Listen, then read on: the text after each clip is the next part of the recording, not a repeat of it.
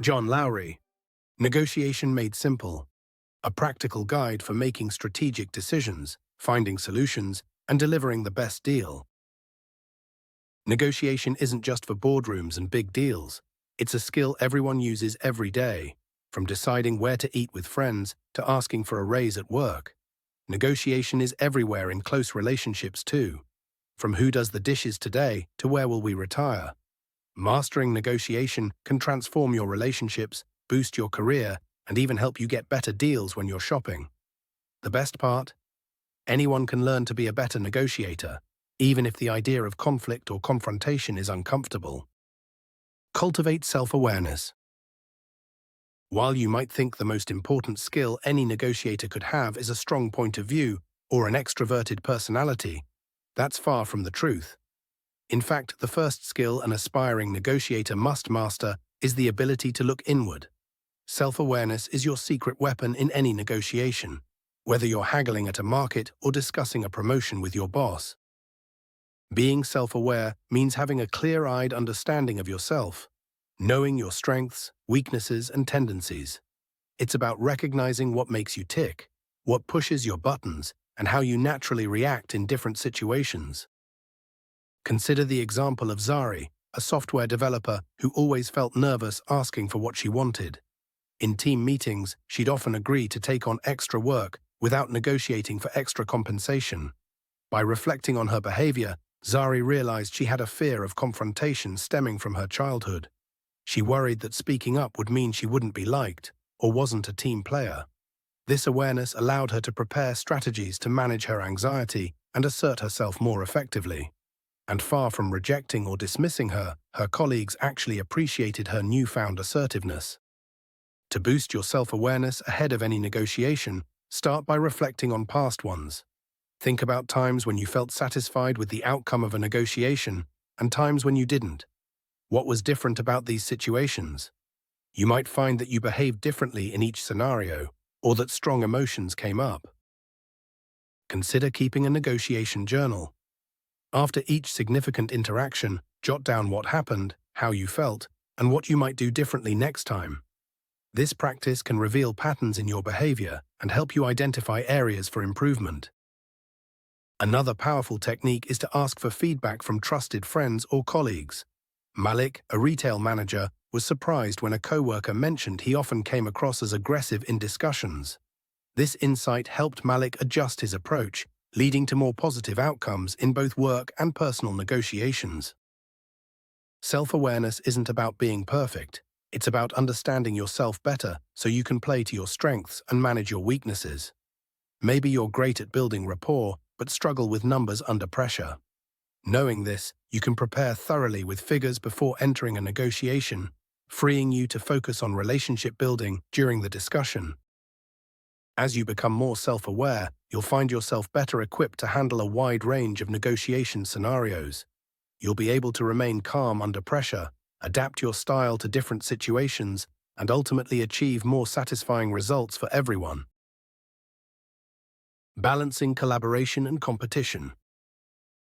Many people think negotiation is all about winning at any cost.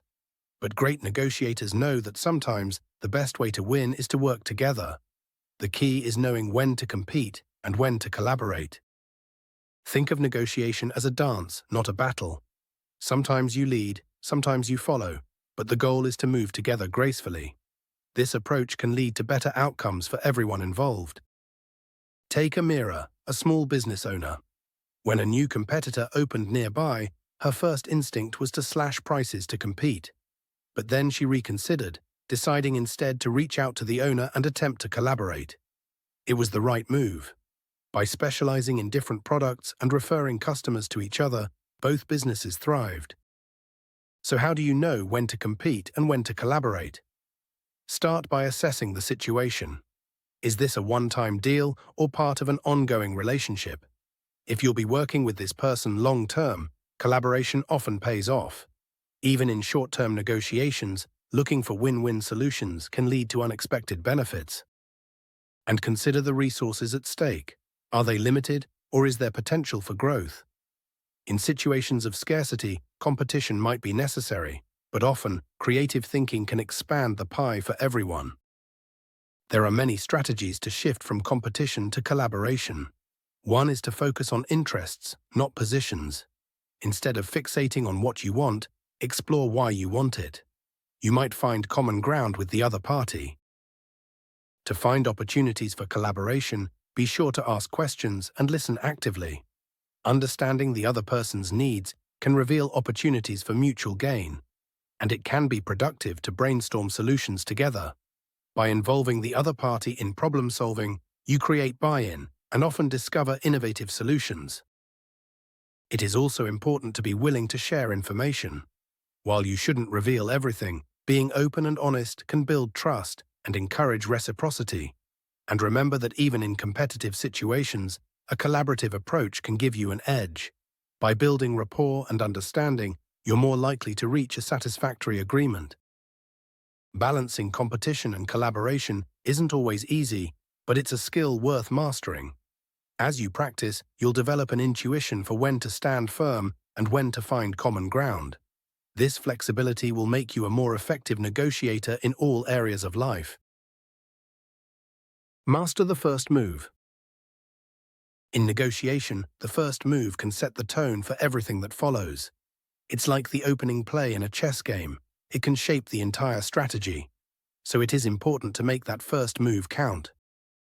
First, understand that the opening move isn't always about making the first offer. Sometimes it's about how you enter the room, the questions you ask, or the atmosphere you create. Your goal is to start things off on the right foot and guide the conversation in a productive direction. Preparation is key to a strong opening. Before you enter any negotiation, do your homework. Research the other party, understand the context, and clarify your own goals. This knowledge will help you make a confident and informed first move. Timing matters too. Sometimes it's best to let the other person make the first offer. This can give you valuable information about their position. Other times, making the first move allows you to anchor the negotiation in your favor. Kai, a freelance writer, used to wait for clients to name their price. He often ended up undervaluing his work. He started researching industry rates and making the first offer based on the project's scope. This approach led to fairer compensation and set clear expectations from the start. When you do make the first move, be bold but realistic. If you're naming a price, aim high or low if you're the buyer. But stay within a justifiable range. Back up your position with solid reasons. This gives you room to negotiate while maintaining credibility. Your opening should also demonstrate respect and a willingness to work together. Avoid aggressive or confrontational language. Instead, use phrases that invite collaboration, like "I'd like to explore how we can find a solution that works for both of us." Remember, the first move isn't just about what you say, it's also about how you say it. Your body language, tone of voice, and facial expressions all contribute to that crucial first impression. Practice your opening with a friend or in front of a mirror to ensure you're conveying confidence and openness. Yasmin, a project manager, always starts team negotiations by acknowledging each person's expertise and contributions. This simple act of recognition creates a collaborative atmosphere right from the start. Mastering the first move takes practice. Don't be discouraged if it doesn't go perfectly every time. Each negotiation is a chance to refine your technique. Pay attention to how different openings affect the outcome and adjust your approach accordingly. Unleash empathy and creativity. Imagine that you're trying to untangle a complex knot. You'll get nowhere if you look at it from one side. You have to turn it, exploring it from different angles and perspectives. This is where empathy and creative problem-solving come into play in negotiations. Empathy is about stepping into the other person's shoes.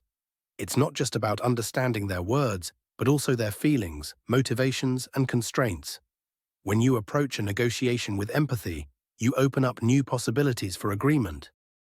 Like Aisha, a human resources manager who was struggling to resolve a conflict between two departments. Instead of focusing solely on company policies, she took the time to understand each team's challenges and aspirations. This empathetic approach revealed underlying issues that weren't initially apparent. paving the way for a creative solution that benefited both sides. To develop your empathy skills, practice active listening.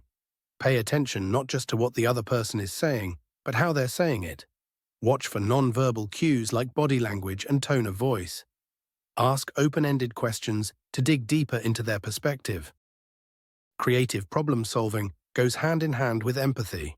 Once you understand the other party's needs and constraints, you can start thinking outside the box to find solutions that satisfy everyone. Like Ravi, a small business owner who was negotiating with a supplier who couldn't meet his price point. Instead of giving up, Ravi got curious. He learned that the supplier was struggling with cash flow. They worked out a deal where Ravi would pay a portion upfront in exchange for a discount, solving both their problems creatively. There are many techniques that can boost your creative problem-solving skills. For instance, reframe the problem. Instead of focusing on obstacles, look for opportunities. Ask yourself, what if we approached this differently? Another great technique for creative problem-solving is to create multiple options for a positive outcome. Don't settle for the first solution that comes to mind. Brainstorm a range of possibilities, no matter how unconventional they might seem at first. And be sure to look for shared interests. Often beneath conflicting positions lie common goals. Identifying these can lead to unexpected solutions. Consider the long-term impact too. Sometimes a creative solution might involve short-term compromises for long-term gains. Elena, a community organizer, used this approach when negotiating with local businesses for event sponsorships. By focusing on shared interests in community development, she created sponsorship packages that offered value beyond mere advertising, resulting in increased support and stronger partnerships. Empathy and creativity aren't just nice-to-have skills in negotiation. They're essential tools for finding win-win solutions in every conflict.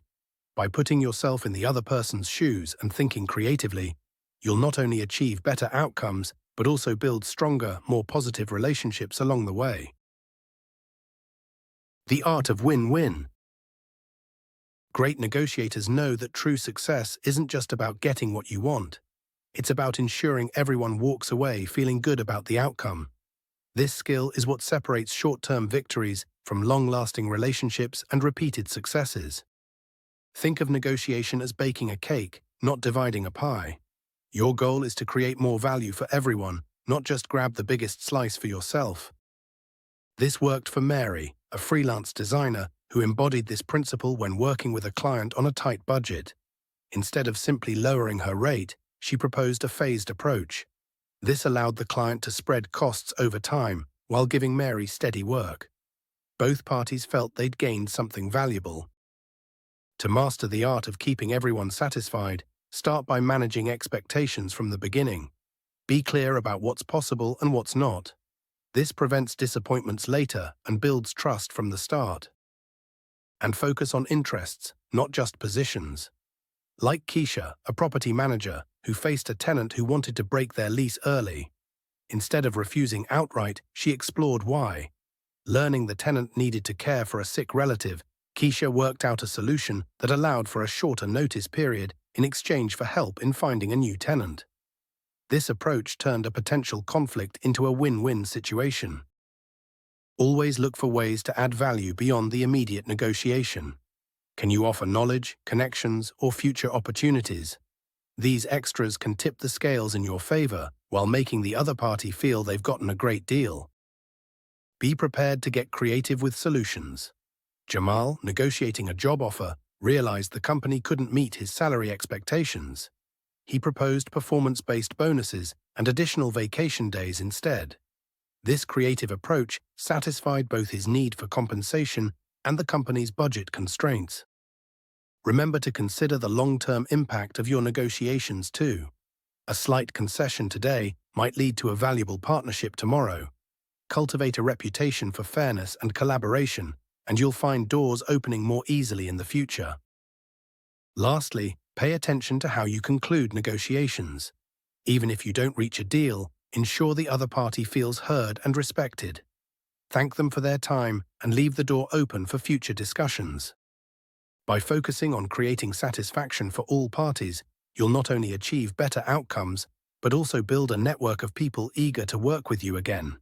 This approach transforms negotiation from a one-time transaction into a powerful tool for long-term success and relationship building.